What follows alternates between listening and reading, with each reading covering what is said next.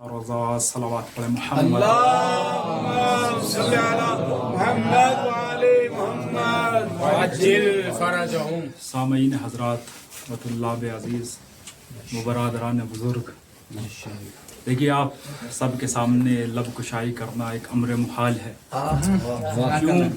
क्योंकि यहाँ पर लफ्ज़ पकड़े जाते हैं, क्या कहने हर्फ पकड़े जाते हैं।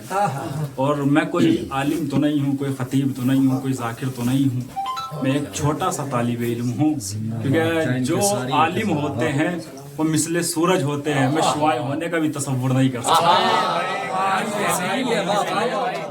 जो खतीब होते हैं वो मिसले पहाड़ होते हैं, मैं ज़र्रा होने का भी तसव्वुर नहीं कर सकता। लेकिन उस परवरदिगार आलम का लाख लाख शुक्र है कि उस माबूद हकीकी ने हमारी इस ज़बान को, हमारे इस वजूद को मोहम्मद और आले मोहम्मद के सदक़े में खल्क़ किया। परवरदिगार आलम का लाख लाख शुक्र है कि उस माबूद हकीकी ने हमें ये मौका फिर इनायत फरमाया कि हम इस जन्नत नुमा माहौल में आकर बैठ सके। हम इस जन्नत नुमा माहौल में आकर बैठ सके। न जाने कितने ऐसे लोग हैं कि जो आज रात मजलिस में आए, कल उन्हें आना नसीब नहीं होता। लेकिन खुदा का लाख लाख शुक्र है कि हम कल भी मजलिस में थे, कल भी जन्नत जैसे माहौल में थे, आज भी जन्नत जैसे माहौल में है। और ये मैंने जन्नत जैसा माहौल ऐसे ही नहीं कहा कि बीबी फिजा ने कहा है जब जनाब सलमान को रसूल खुदा ने बशारत दी, ए सलमान मुबारक हो तुम जन्नत में जाओगे। ए सलमान फिजा भी जन्नत में जाएगी। जब जनाब सलमान ने ये सुना, जनाब सैयदा के दर पर आए, दक्कुल बाब किया। जनाब फिजा ने ये नहीं पूछा कौन, जनाब फिजा ने कहा कि सलमान क्या हुआ, परेशान क्यों हो, हैरान क्यों हो। जनाब सलमान ने कहा फिजा मुबारक हो, अल्लाह के नबी ने बशारत दी है कि आप जन्नत में जाएंगी, जन्नत में जाएंगी। जनाब फिजा ने कहा ऐ सलमान जन्नत तुझे मुबारक, मैं तो रहती ही जन्नत में हूँ। मैं तो रहती ही जन्नत में हूँ। क्या बीबी फिजा जन्नत में रहती थी? बीबी फिजा जन्नत में नहीं रहती थी, बल्कि उस घर में रहती थी जहाँ पर अली मुर्तजा थे, जहाँ पे रसूल खुदा थे, जहाँ पे जनाब सैयदा थी, जहाँ पे जनाब हसनैन थे। यानी जनाब फिजा के इस जुमले से मालूम हो गया जन्नत उसे कहते हैं जहाँ पंजे तने पाक होते हैं। अब हमने भी फर्श आज़ा बिछाया, मोहम्मद भी आ गए, अली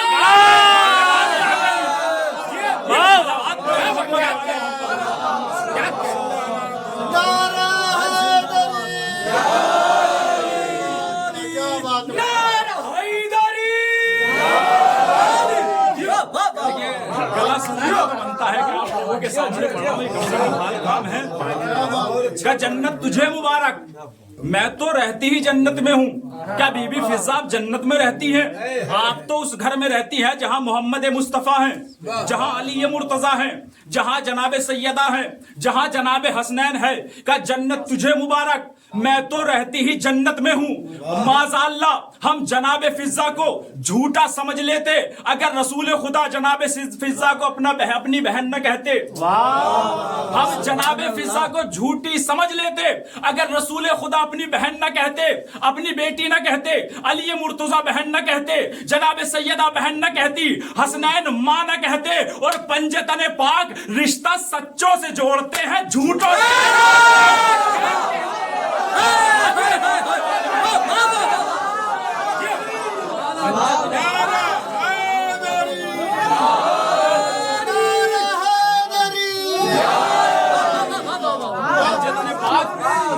रिश्ता सच्चों से जोड़ते हैं, झूठों से रिश्ता नहीं जोड़ते। ये बीबी फिजा वो है कि जिन्होंने को रसूल अल्लाह ने अपनी बेटी कहा, अली मुर्तजा ने बहन कहा, जनाब सैयदा ने बहन कहा, हसनैन ने माँ कहा। बीबी फिजा की शख्सियत क्या है, क्या फजीलत है? बीबी सैयदा इस घर में कनीज बनकर आई है, कौन है बीबी फिजा? हबश की शहजादी। बीबी फिजा हबश की शहजादी है, मगर वो मनसब नहीं देखा, उस मनसब को छोड़ा, बीबी सैयदा के दर पे कनीजी को इख्तियार किया। मैं कहूंगा बीबी फिजा, हर कोई बुलंदी चाहता है, हर कोई ऊंचा मकाम चाहता है। अगर कोई हवलदार है तो वो चाहता है कि दरोगा बन जाए, कोई दरोगा है तो वो चाहता है डीएसपी बन जाए, अगर कोई डीएसपी है वो चाहता है सीएम बन जाए, अगर कोई सीएम है तो वो चाहता है पीएम बन जाए। हर कोई बुलंदी चाहता है, मगर आपने तख्त को ठोकर मारी और कनीजी को इख्तियार किया। बीबी फिजा कहेगी कि ये मत देख मैंने खोया क्या है, ये मत देख मैंने खोया क्या है, ये देख मैंने उसे खोकर पाया क्या है, ये मत देख मैंने खोया क्या है, ये देख मैंने पाया क्या है। कभी भी क्या खोया क्या पाया? का सुन, जब तक हबश की शहजादी थी सिर्फ जमीन वालों को देती थी, जब से यहाँ की कनीज बनी हूँ आसमान वाले भी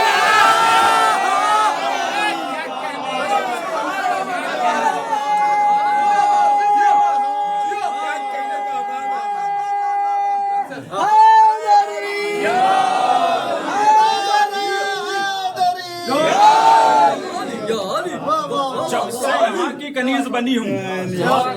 सिर्फ जमीन वाले नहीं, आसमान वाले भी लेने आते हैं। वहां पर शहजादी थी, सिर्फ जमीन वाले आते हैं। ये मत देख मैंने खोया क्या है, ये देख मैंने पाया क्या है। अच्छा, जो भी इस दर पर आया है, इस दर पर आने के बाद उसने अपने मनसब को बयान नहीं किया, वो खंदा पेशानी के साथ आया है। और जो भी खंदा पेशानी के साथ आया है, अहले बैत ने उसकी इज्जतों में इजाफा किया है, उसकी बरकतों में इजाफा किया है, उसकी अजमतों में इजाफा किया है। और जो भी इस दर का मुखालिफ है वो लानत का हकदार है। आप देखें, इस दर पर रिजवान जन्नत आया, आने के बाद उसने दक्कुल बाब करके ये नहीं कहा कि मैं रिजवान जन्नत हूँ, मैं दारोगाए जन्नत हूँ, अपना मनसब बयान नहीं किया, बल्कि कहा कि मैं हसनैन का दर्जी हूँ। मैं कहूंगा रिजवान जन्नत, तू तो दारोगाए जन्नत है, तू तो रिजवान जन्नत है। अपना मनसब बयान करता, अपना मकाम बयान करता, मगर तू कह रहा है कि मैं हसनैन का दर्जी हूँ। शायद रिजवान जन्नत का सुनो, ये दर वो दर है, इस दर पर जितना छोटा बनकर आओगे उतने बड़े हो कर जाओगे।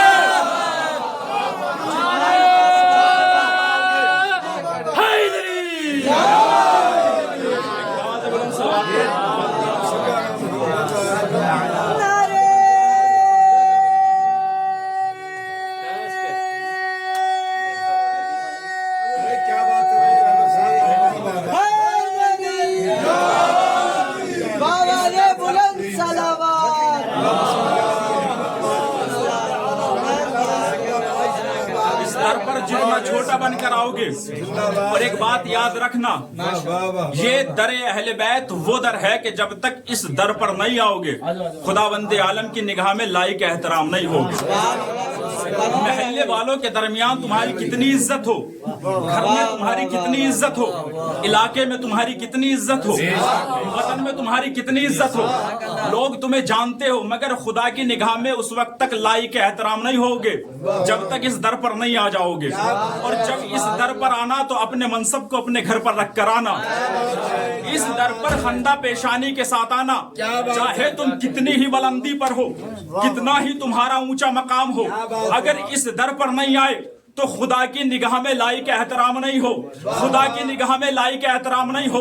लेकिन जब तुम अपने मकाम को, अपनी बुलंदी को, अपनी अजमत को छोड़कर इस दर पर आओगे तो लायक एहतराम बन जाओगे। और इसकी सबसे बड़ी मिसाल है सितारा। सितारा जब तक आसमान पर था, सितारा था, कोई अजमत नहीं थी, कोई इज्जत नहीं थी, लायक एहतराम नहीं था, लायक कसम नहीं था। लेकिन जब अपनी बुलंदियों को छोड़कर, अपनी ऊंचाई को छोड़कर दरे सैयदा पर आकर सजदा रेज हुआ तो अल्लाह ने कुरान में कहा वन नज्म इज़ा हवा, कसम है उस सितारे की जो दरे सैयदा पर आकर झुका।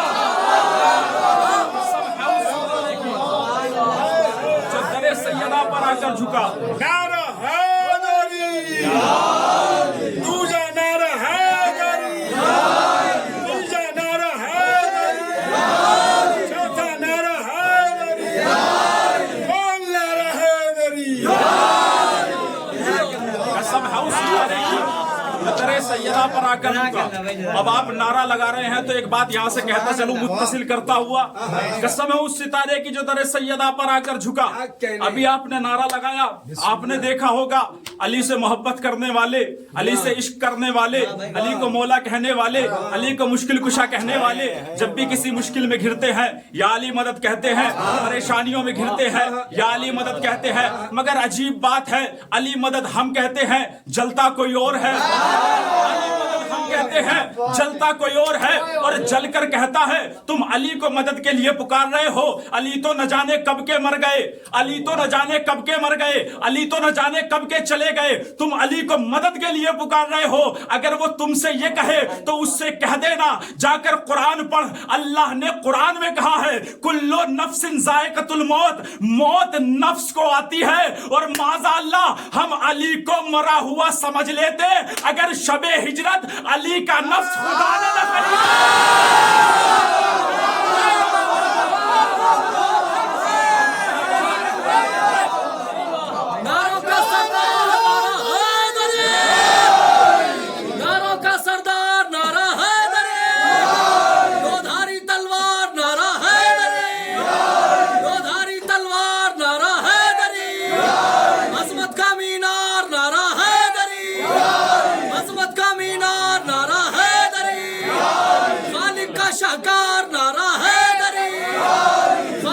शाकार नारा है दरी, अरे मार मलंगा मार नारा है दरी, अक्कली नारा है दरी।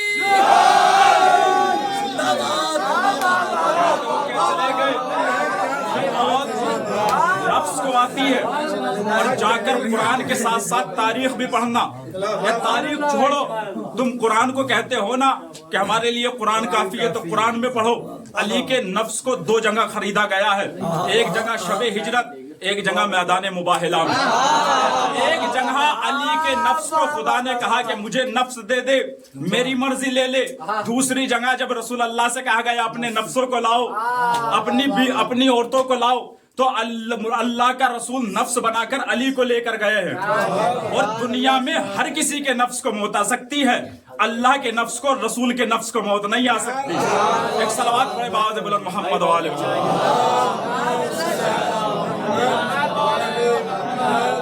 तो ये दर वो दर है क्या बात है कि इस दर पर जो भी बुलंद मकाम रखने वाला आया है उसने अपने मनसब को आकर बयान नहीं किया। उसने ये कहा कि मैं खैयातुल हसनैन हूँ, मलकुल मौत भी आया तो इजाजत के बगैर घर के अंदर दाखिल नहीं हुआ।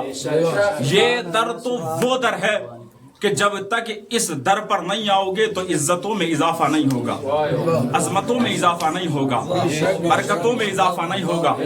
जब इस दर पर आ जाओगे तो इज्जतों में भी इजाफा होगा, अजमतों में भी इजाफा होगा, बरकतों में भी इजाफा होगा। और इस दर के अगर मुखालिफ रहोगे तो लानत के हकदार रहोगे। जब इस दर पर आ जाओगे तो इज्जत के हकदार हो जाओगे। आप देखिए, मिसाल दे रहा हूं, ये कपड़ा, इस कपड़े की कोई अहमियत है, कोई इज्जत है, कोई वकार?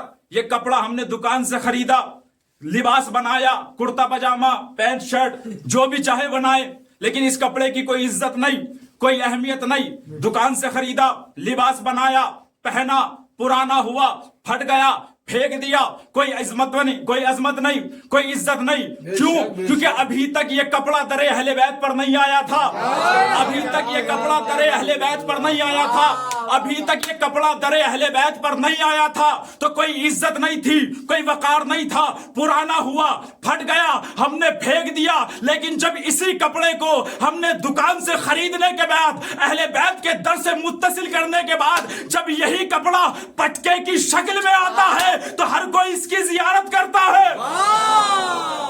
जब यही कपड़ा पट्टे की शक्ल में आता है, अलम की शक्ल में आता है, तो हर कोई इसकी इज्जत करता है, हर कोई इसका एहतराम करता है, हर कोई इसके ज़ेर साए जाकर दुआ मांगता है। तो ये दर वो दर है कि इस दर पर आने में इज्जतों में इजाफा होता है, अजमतों में इजाफा होता है। क्यों? क्योंकि इनकी रजा ही खुदा की रजा है। जो जिनसे ये राजी है उससे खुदा राजी है। परवरदिगार आलम का लाख लाख शुक्र है कि उस माबूद हकीकी ने हमें जन्नत नुमा माहौल में बैठने के लिए फिर से तौफीक दी है। अपने मौजू पर आता हूँ। देखिए तमहीद बहुत ज्यादा हो चुकी है, लेकिन जो भी था बीबी सैयदा के हवाले से था।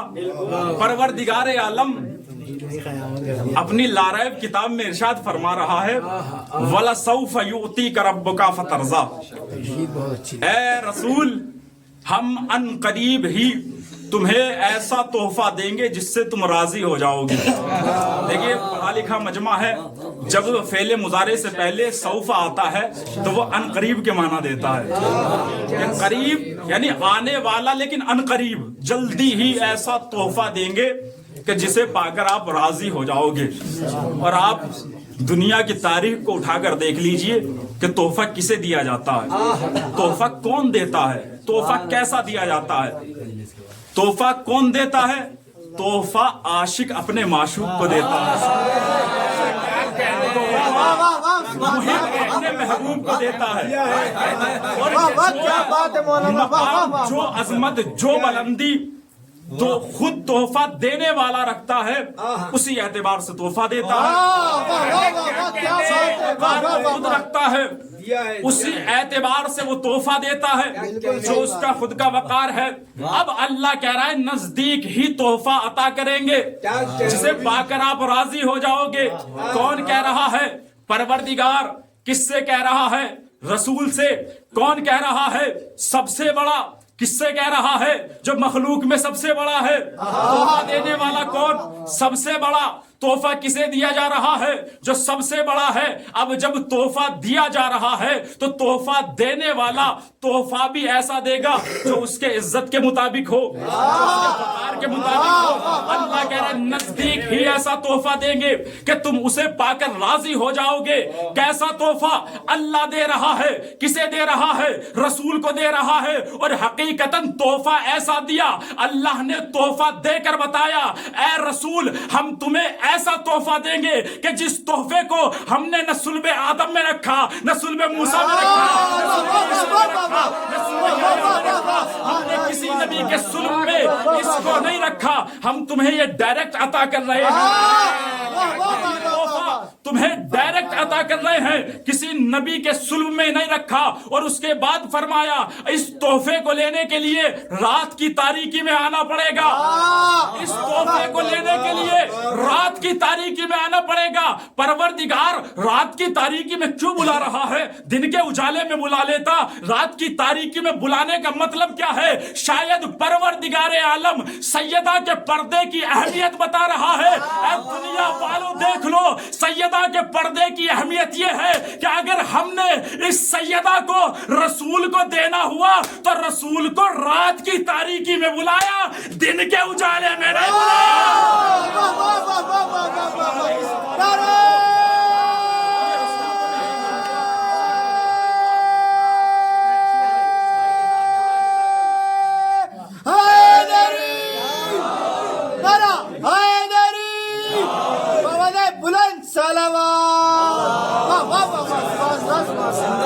रात की तारीकी में बुला रहा है सैयदा के पर्दे की अहमियत समझाने के लिए कि रात की तारीकी में आना। सुब्हानल्लज़ी अस्रा बिअब्दिही लैलन मिनल मस्जिदिल हराम इलल मस्जिदिल अक़सा।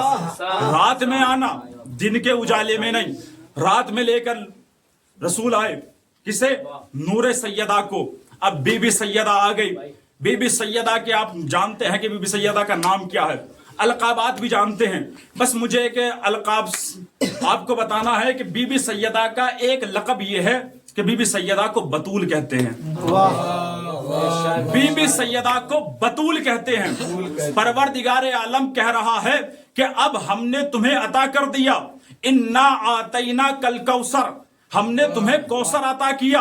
अब तुम नमाज पढ़ो, रोजा रखो, नमाज पढ़ो और वनहर कुर्बानी पेश करो। इन्ना शानियका हुवल अबतर। रसूल अल्लाह को क्यों कह रहा है कि हमने कौसर अता किया?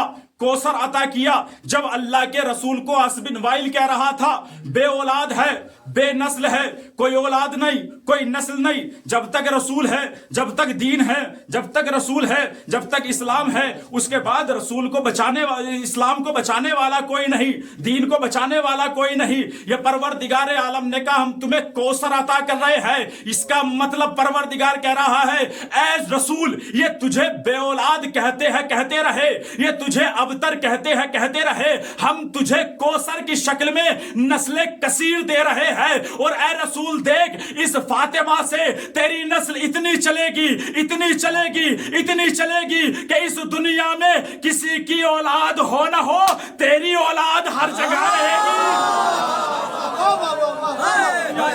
کسی تیری اولاد ہر جگہ رہے گی. اور اسی فاطمہ کے ایک بیٹے کو علم کی شکل میں قائم کریں گے اور اس قائم کی حکومت کو قیامت سے ملائیں گے. یہ صرف ہمارا عقیدہ ہے. اور دیکھیے اصول دین اور فروع دین, اسلام کی دو چیزیں ہیں, ایک جڑ ہے, ایک شاخ ہے. اور جو یہ جڑیں ہیں یہ ہمارے عقیدے سے تعلق رکھتی ہے, لیکن جو فروع دین ہے وہ ہم فتووں پر عمل کر کے مانتے ہیں. لیکن جو اصول دین ہے وہ ہمارا عقیدہ ہے, ہماری عقلی دلائل ہے. ہم خود چھان بین کرتے ہیں, خود جستجو کرتے ہیں, اس کے بعد کسی نتیجے پہ پہنچتے ہیں. اس اصول دین میں تقلید کرنا حرام ہے. فروع دین میں تقلید ہوتی ہے, اصول دین میں تقلید نہیں ہوتی. اللہ کہہ رہا ہے اسی فاطمہ سے اتنی نسل چلائیں گے, اتنی نسل چلائیں گے, کہیں کسی کی اولاد ہو نہ ہو, تیری اولاد ہر جگہ رہے گی. اور اسی کا ایک بیٹا علم کی شکل میں قائم ہوگا, اس کی حکومت قیامت سے متصل ہوگی. اب دیکھیے یہ ہمارا عقیدہ ہے کہ امام پردہ غیب میں موجود ہے, امام باقی ہے. اب آپ 2012 میں جائیے, انڈیا والے خوب جانتے ہوں گے, شاید پاکستان میں یہ افواہ نہ پھیلی ہو. 2012 میں ایک افواہ پھیلی تھی کہ قیامت آنے والی ہے, پھیلی تھی, قیامت آنے والی ہے. چلے آپ 2012 کو چھوڑیے, 2020 میں آئیے.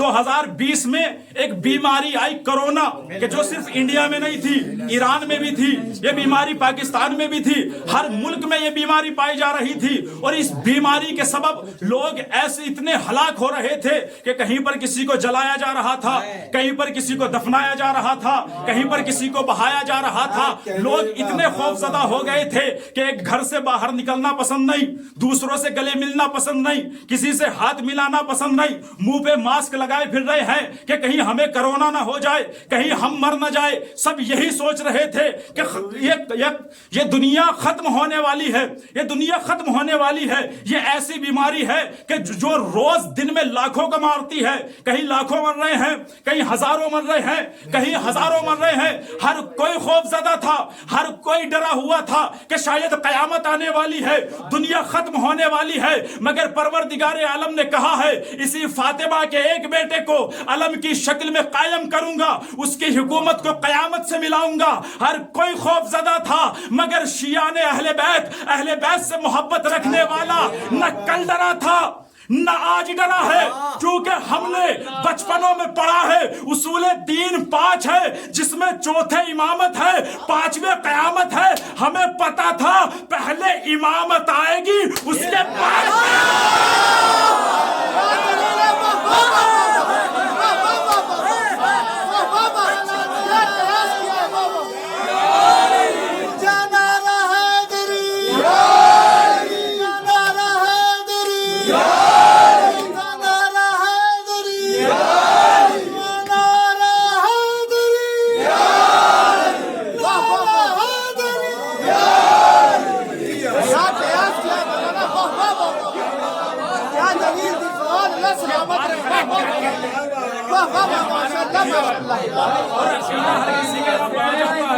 بہت اچھا کوئی کہتا ہے کہ ظاہر ہوگا. اچھا یہ ہمارا عقیدہ ہے, اگر ہم کسی سے کہیں کہ امام پردہ غیب میں موجود ہے تو وہ ہم سے دلیل مانگے گا کہ کوئی دلیل دیجئے کہ دلیل کیا ہے کہ امام موجود ہے, پردہ غیب میں ہے. تو ایک دلیل پیش کر رہا ہوں, پردہ غیب میں موجود ہے. اللہ نے اس کائنات کو خلق کرنے کے بعد کہا حدیث قدسی میں کہ اے محمد اگر میں تجھے خلق نہ کرتا تو میں یہ زمین کا فرش نہ بچھاتا، اگر میں تجھے خلق نہ کرتا تو یہ آسمان کا شامیانہ نہ لگاتا، اگر میں تجھے خلق نہ کرتا تو پہاڑوں کو خلق نہ کرتا، انہیں بلندیاں نہ دیتا، دریاؤں کو خلق نہ کرتا، انہیں روانی نہ دیتا، پھولوں کو خلق نہ کرتا، انہیں مہک نہ دیتا، چاند و سورج کو خلق نہ کرتا، انہیں چمک نہ دیتا۔ یہ جو میں نے خلق کی ہے یہ سب تیرے صدقے میں خلق کی ہے، اور محمد جب تک تو باقی ہے تب تک یہ کائنات کا وجود باقی ہے، جب تک تو باقی ہے، جب تک یہ کائنات کا وجود باقی ہے۔ جب تجھے بلا لیا جائے گا، زمین کے فرش کو سمیٹ لیا جائے گا، آسمان کے شامیانے کو ہٹا دیا جائے گا، جب تک تو باقی ہے یہ زمین کا فرش بچھا ہوا ہے۔ اب آپ دیکھیں یہ مجلس ہو رہی ہے، 18 مجالس ہے، جب 18 مجالس مکمل ہو جائے گی تو یہ جو کالے پردے چاروں طرف لگے ہوئے ہیں یہ ہٹ جائیں گے، یہ کرسی یہاں سے ہٹ جائے گی، یہ فرش یہاں سے ہٹ جائے گا۔ کیوں؟ کیونکہ اب پروگرام ختم ہو گیا۔ جس کی وجہ سے یہ فرش بچھا تھا، جس کی وجہ سے یہ شامیانہ لگا تھا، اب وہ ختم ہو گیا، اس لیے فرش ہٹا دیا جائے گا، فرش ہٹا دیا جائے گا، کرسی ہٹا دی جائے گی، شامیانے ہٹا دیے جائیں گے۔ اللہ نے کہا اے محمد جب تک تو باقی ہے یہ زمین کا فرش بچھا ہوا ہے، جب تک تو باقی ہے یہ آسمان کا شامیانہ بچھا ہوا ہے، جب تجھے بلا لیا جائے گا زمین کے فرش کو ہٹا دیا جائے گا، یعنی یہ دنیا ختم ہو جائے گی۔ اب اللہ نے محمد کو بھیجا اور بھیجنے کے بعد اپنے پاس بلا لیا، مگر محمد کہہ کر چلے گئے اولونا محمد، اوسطنا محمد، آخرنا ہمارا پہلا بھی محمد، ہمارا آخر بھی محمد، ہم سب کے سب محمد ہے۔ محمد کو بھیجا اور اپنے پاس بلا لیا، مگر یہ کائنات ابھی بھی باقی ہے۔ اس کائنات کا موجود رہنا اس بات کی دلیل ہے کہ ابھی بھی کوئی محمد ہے جو پردے غیب میں موجود ہے۔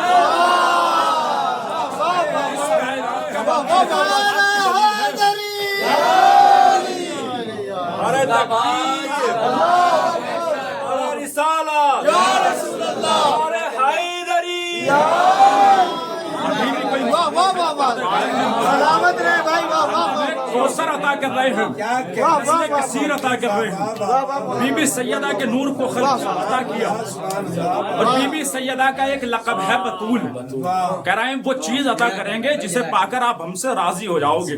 پروردگار عالم کو اہل بیت کی رضا کا کتنا خیال ہے، وہ چیز عطا کریں گے جسے پا کر آپ ہم سے راضی ہو جاؤ گے۔ اللہ نے نور سیدہ کو دیا، بی بی سیدہ کی عظمت پروردگار جانتا تھا کہ کوئی اس فاطمہ کو سمجھ نہیں سکتا، کوئی اس فاطمہ کی فضیلتوں کو درک نہیں کر سکتا، کوئی اس فاطمہ جیسی بطول کو سمجھ نہیں سکتا۔ اس لیے فاطمہ جیسی بطول کو بھیجنے کے لیے اللہ نے فاطمہ جیسی بطول کو لوگوں کو سمجھانے کے لیے ان سے پہلے ایک اور بطول کو بھیجا ہے کہ لوگ پہلے اس بطول کو سمجھ جائیں، اس کے بعد بی بی سیدہ کی عظمتوں کو سمجھے کہ بی بی سیدہ کیا ہے، کیا فضیلتیں ہیں، کیا مقام ہے، کیا بلندی ہے۔ کن کو بھیجا؟ جناب مریم کو، جناب حنا خاتون اور جناب عمران دعا کر رہے ہیں پروردگار ہمیں بیٹا چاہیے، بیٹا عطا کر تاکہ اس بیٹے کو میں تیرے گھر کے لیے وقف کر دوں۔ پروردگار نے بیٹی عطا کی۔ والدین نے کہا کہ پروردگار ہم نے تو تجھ سے بیٹا مانگا تھا مگر تو نے بیٹی دے دی، ہم نے بیٹا اس لیے مانگا تھا کہ تیرے گھر کو کے لیے وقف کر دوں، تیری گھر کی خدمت کرے۔ پروردگار عالم نے کہا کہ اپنی دعا پہ غور کرو، تم نے کہا تھا کہ بیٹا عطا کر، ایسا بیٹا جسے تیرے گھر کے لیے وقف کر دوں، جو تیرے گھر کی خدمت کرے۔ اور سنو، بیٹیاں گھر کی خدمت کرتی ہیں، بیٹے گھر کی خدمت نہیں کرتے۔ بیٹیاں گھر کی خدمت کرتی ہیں، بیٹے گھر کی خدمت نہیں کرتے۔ اللہ نے بیٹی عطا کی جناب مریم۔ اب جب مریم پیدا ہوئی تو سب نے کہا، علاقے والوں نے، کہ ہم اس کی کفالت لیں گے، ہم کفالت لیں گے، ہم پالیں گے۔ تو پروردگار عالم نے کہا اے زکریا لڑنے کی ضرورت نہیں ہے، جھگڑا کرنے کی ضرورت نہیں ہے، ان سب سے کہہ دو کہ اپنے اپنے لوہے کے قلم پانی میں پھینک دے، جس کا تیرتا رہ جائے کفالت اس کے حوالے کر دینا جناب مریم کو، وہ جناب مریم کو پالے گا۔ سب نے اپنے لوہے کے قلم دریا میں پھینکے، سب کے ڈوب گئے، جناب زکریا کا تیرتا رہا۔ اللہ نے کہا وکفلھا زکریا، ہم نے اس کی کفالت جناب زکریا کو دی۔ اب جناب زکریا کو جناب مریم کی کفالت ملی۔ جناب سیدہ کون ہے، کوئی کیسی بطول ہے، انہیں سمجھانے کے لیے ایک بطول کو بھیجا۔ اب یہ بطول جناب زکریا کے پاس ہے۔ جناب زکریا نے خانہ کعبہ میں ایک حجرہ بنوایا، جناب مریم کو بٹھایا اور بٹھانے کے بعد تبلیغ کے لیے چلے گئے۔ اب جیسے ہی تبلیغ کر کے واپس آئے، دروازہ کھولا تو کیا دیکھا، جناب مریم کے سامنے دسترخوان لگا ہوا ہے۔ دسترخوان پر طرح طرح کے پھل لگے ہوئے ہیں، اور ایسے پھل کے جن کا موسم بھی نہیں ہے، ایسے پھل کہ جن کا موسم بھی نہیں ہے۔ اب جناب زکریا نے کہا پروردگار عجیب بات ہے، عجیب مسئلہ ہے، تو نے کہا تھا وکفلھا زکریا، اس کی کفالت میرے حوالے ہے۔ جب اس کی کفالت میرے حوالے تھی تو دسترخوان تو نے کیوں بھیجا؟ جب اس کی کفالت میرے حوالے تھی تو کھانا تو نے کیوں بھیجا؟ دسترخوان بھی میرا ہوتا، کفالت جب میرے حوالے ہے تو کھانا بھی میرا ہوتا اور گھر میں بھی میرے رہتی۔ پروردگار عالم نے کہا اے زکریا کفالت میں تیرے ہے مگر گھر میں ہمارے رہے گی، کفالت میں تیرے ہے دسترخوان ہمارا رہے گا، کفالت میں تیرے ہے کھانا ہمارا رہے گا۔ کہ ٹھیک ہے پروردگار، ہم ایسا کام کرتے ہیں آدھا آدھا کام بانٹ لیتے ہیں، تو ایسا کام کر کے گھر میں تیرے رہے گی مگر کھائے گی میرا، یا ایسا کر لے کہ کھائے گی تیرا مگر گھر میں میرے رہے گی۔ پروردگار عالم نے کہا اے زکریا سنو، یہ مریم ہے بطول، اور نہ ہم تمہارے گھر میں رہنے دیں گے، نہ ہی یہ تمہارا کھانا کھائے گی، نہ ہی تمہارا دسترخوان بچھے گا۔ یہ گھر میں بھی ہمارے رہے گی، دسترخوان بھی ہمارا بچھے گا، کھانا بھی ہمارا رہے گا۔ کہ پروردگار پھر تو نے اس کی کفالت میرے حوالے کیوں کی؟ جب رکھنا بھی اپنے گھر میں ہے، کھانا بھی اپنا دینا ہے، دسترخوان بھی اپنا بچھانا ہے۔ شاید پروردگار عالم نے قرآن میں کہا اے زکریا سنو، یہ گھر میں ہمارے رہے گی، دسترخوان ہمارا رہے گا، کھانا ہمارا رہے گا، مگر میں قرآن میں لکھ دوں گا کہ مریم کو زکریا نے پالا۔ کھانا میرا رہے گا، دسترخوان میرا رہے گا، گھر میرا رہے گا، مگر قرآن میں لکھوں گا کہ مریم کو زکریا نے پالا۔ اب جب بات جناب مریم کی تھی تو اللہ نے کہا دسترخوان میرا، گھر میرا، مگر قرآن میں لکھوں گا کہ زکریا نے پالا۔ مگر جب بات محمد کی آئی تو اللہ نے ابو طالب سے کہا اے ابو طالب گھر تیرا ہوگا، دسترخوان تیرا ہوگا، مگر میں قرآن میں کہوں گا محمد کو میں نے پالا۔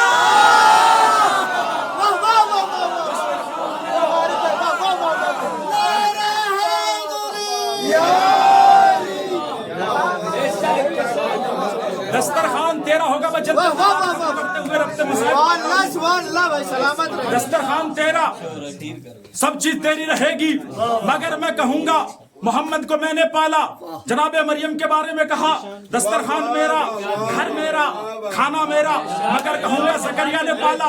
اب جناب مریم جوان ہوئی، اب جب جوان ہوئی جناب سیدہ بطول، کیا عظمت ہے، ان کو سمجھانے کے لیے مریم جیسی بطول کو بھیجا۔ اب اس جملے سے سمجھ لینا جو ابھی تک خاموش رہے، اگر اس جملے پہ خاموش رہیں گے تو میری محنت ساری رائے گا ہو جائے گی۔ جناب مریم کو بطول بنا کر بھیجا کہ پہلے انہیں سمجھو، اس کے بعد فاطمہ جیسی بطول کو سمجھنا۔ جناب مریم جوان ہوئی، جبرائیل آئے، آنے کے بعد کہا اے مریم تمہارے یہاں ایک بچے کی ولادت ہونے والی ہے۔ جناب مریم جیسی بطول نے کہا اے جبرائیل ابھی تو کسی نے مجھے مس بھی نہیں کیا، کسی مرد نے چھوا بھی نہیں، تو بچے کی کیسی ولادت؟ جناب جبرائیل نے کہا اے جناب مریم یہ میرا حکم نہیں ہے، یہ خدا کا حکم ہے، خدا کا فیصلہ ہے۔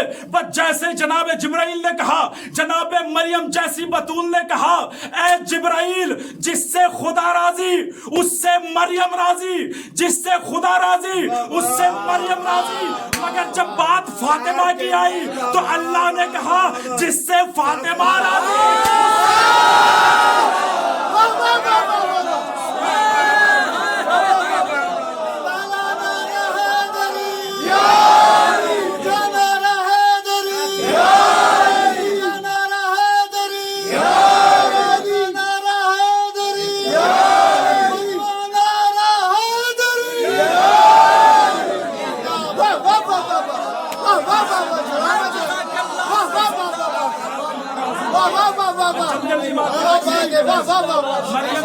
बतूल को भेजा कि पहले इन्हें समझो, उसके बाद फातिमा जैसी बतूल को समझना। सलामत रहे, वाह वाह भैया, वाह वाह वाह।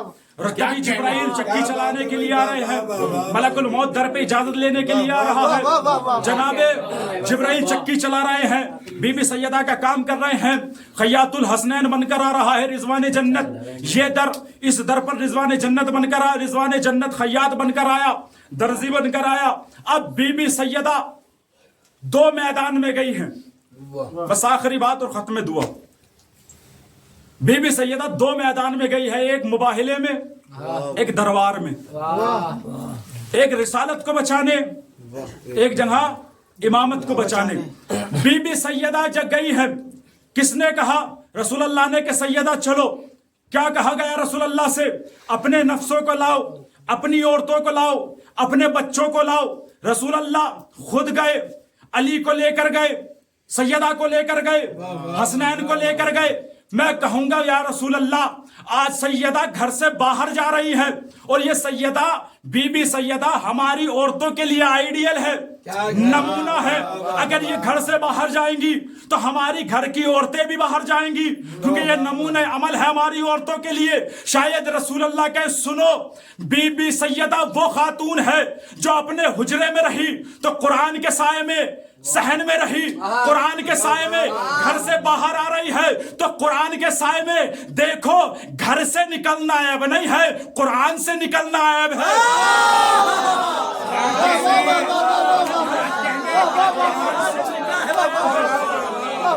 बीबी सैयदा को ले गए रसूल अल्लाह।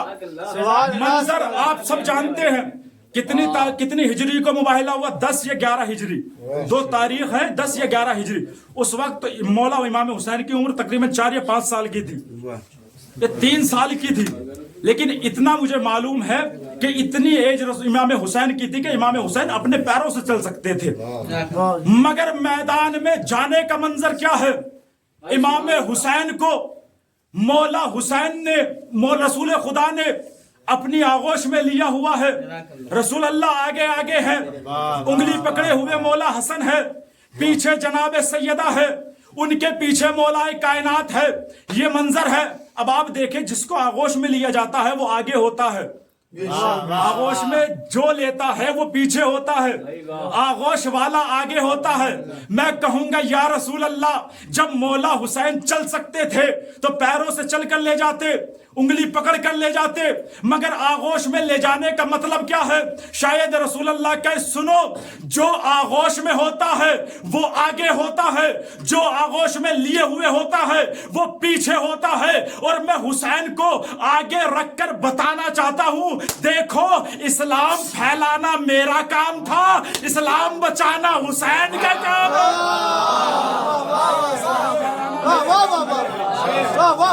इस्लाम बचाना हुसैन का काम है। अच्छा, मुबाहिला किया कि नहीं किया? सबने देखकर कह दिया आज हम ये नूर देख रहे हैं, अगर ये पहाड़ों की तरफ इशारा कर दे तो पहाड़ रेजा रेजा हो जाए। जब उनसे किसी ने पूछा कि तुमने मुबाहिला क्यों नहीं किया? मुबाहिला करते, जब तुमने दावा किया था कि लाओ नफ्सों को मुबाहिला करते, तो उन्होंने सब यही कहा कि तुमने नहीं देखा, रसूल अपनों को लेकर आए थे, रसूल अपनों को लेकर आए थे, और जो सच्चा होता है वो अपनों को लेकर आता है। अब समझ में आया करबला के मैदान में मौला हुसैन अपनों को क्यों लेकर गए? जो सच्चा होता है वो अपनों को लेकर जाता है। मौला लश्कर लेकर नहीं गए, अपनों को लेकर गए हैं। बीबी सैयदा का एक मैदान रसूल अल्लाह की हिफाजत के लिए गई। रसूल अल्लाह पे जब दावा किया गया कि लाओ और अपनी औरतों को, बीबी सैयदा गई। अब बीबी सैयदा गई दरबार में अली की विलायत बचाने के लिए। बीबी सैयदा ने कहा कि ये तख्त भी हमारा है, ये जो बाग फिदक है ये भी हमारा है। क्या बीबी सैयदा ने इसलिए दरबार में गई थी कि बाग फिदक ले सके? नहीं, बीबी सैयदा इसलिए दरबार में नहीं गई थी, बल्कि उनके चेहरे से नकाब हटाने गई थी कि इन्हें पहचान लो, ये कौन है जो मुसलमान का नकाब ओढ़े हुए है मगर मुसलमान नहीं है। बीबी सैयदा क्यों दरबार में गई? जब बीबी सैयदा को बाग फिदक की जरूरत नहीं थी, जब कुछ खजूरों के लिए नहीं गई, कुछ दरख्त के लिए नहीं गई, कुछ जमीन के लिए नहीं गई, फिर क्यों दरबार में गई? ये फखरी मेरठी ने अपने शेर में नज्म किया और नज्म करने के बाद बताते सुनो क्यों दरबार में गई थी बीबी सैयदा इसलिए गई थी कि दीन का पर्दा काफिर के चेहरे से हटाने आई थी। दीन का पर्दा काफिर के चेहरे से हटाने आई थी। दीन का पर्दा काफिर के चेहरे से हटाने आई थी। दुनिया भर के गासिब की पहचान बताने आई थी। दीन का पर्दा काफिर के चेहरे से हटाने आई थी। दुनिया भर के गासिब की पहचान बताने आई थी। और सिद्दीका तो सिद्दीका है, घर में हो या दरबार में हो, झूठों को सिद्दीक न कहना ये बतलाने आई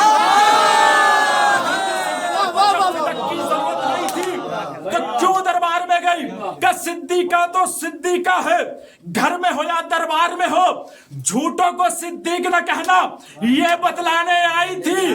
अरे बाग़ फिदक की हाजत कब थी जन्नत की शहजादी को, वो तो अली के दुश्मन की औकात।